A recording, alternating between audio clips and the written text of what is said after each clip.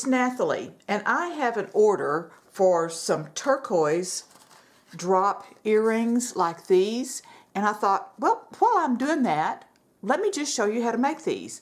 These are super, super lightweight, and I don't have a Cricut or Silhouette or a ScanNCut or anything, just a pair of scissors. So this is not a very, if you have a Cricut, you could cut these with your Cricut machine. Anyway, so what I've used, and I'm sure that you can buy the specialty paper, and if you've watched any of my blogs and my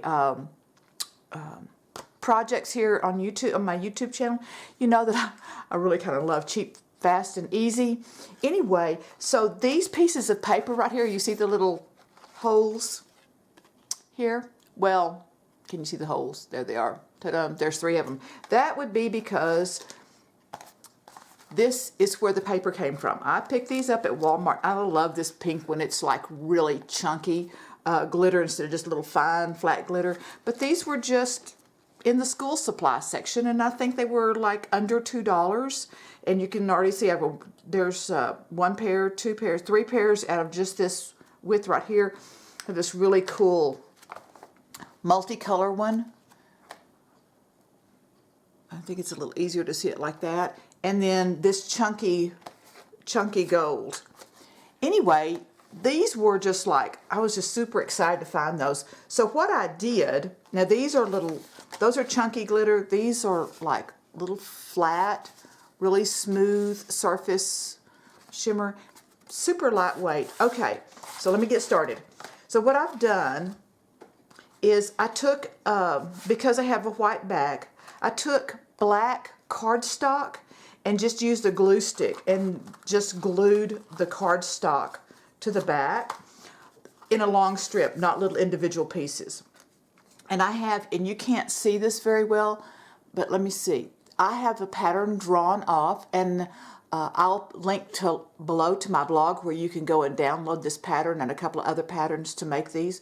So just the notebook cover, and find any kind of paper. It doesn't have to be this shiny stuff. You could be like, you could even use the faux pleather, leather looking stuff. Anyway, so this is drawn on the back side, and I'm just going to take a regular pair of scissors, and let me get this, I want to get this started on this side first. I don't like to cut that direction. And these are not my good paper scissors. Don't use your good paper scissors. And I'm just going to cut around the line that I have drawn off with my template.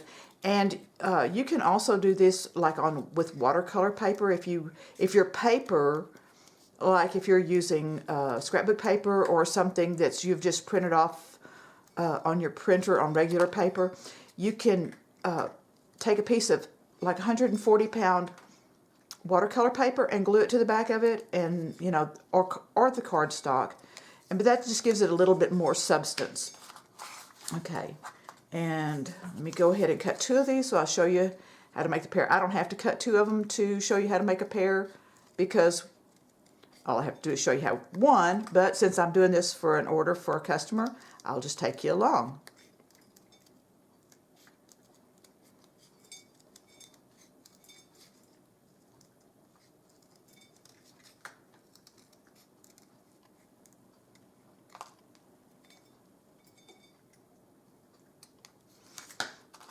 Okay, so the next thing that I want to do, now I've got several Sharpies here to show you about this.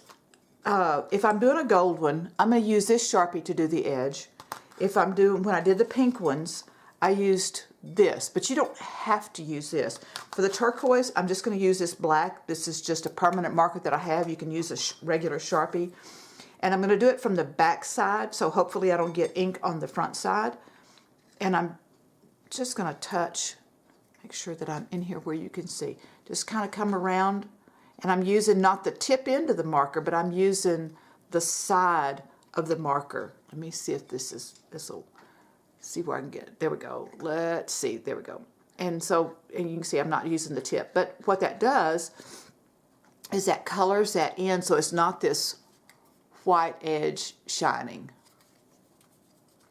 That's just me. I would just prefer not to have the white edge. I would rather have the little black where it matches to the back side. Okay, both of those.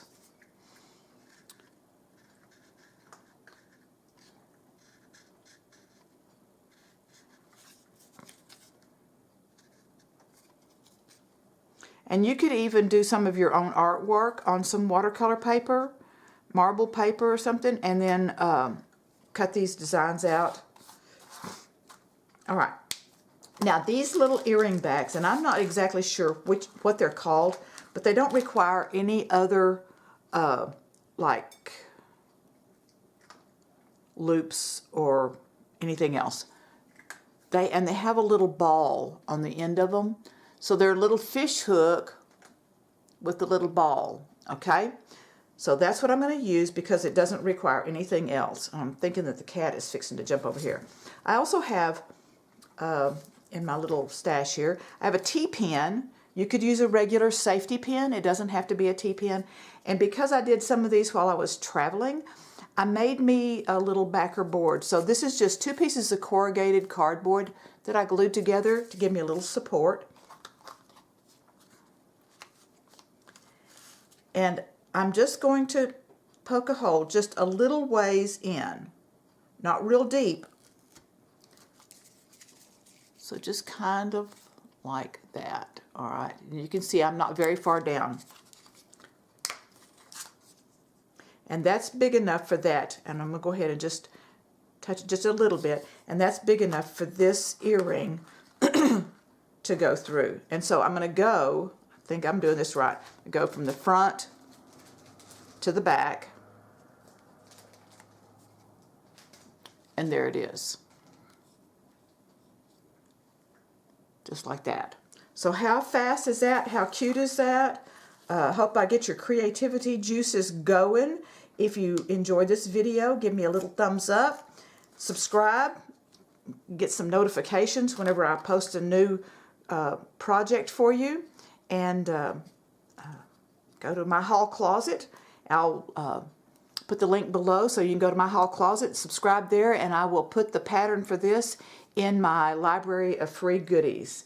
If you want to, you could take a little pair of needle noses and scrunch this in just a tiny little bit and close that gap up a little bit. But anyway, thank you so much for watching, and I will see you next time.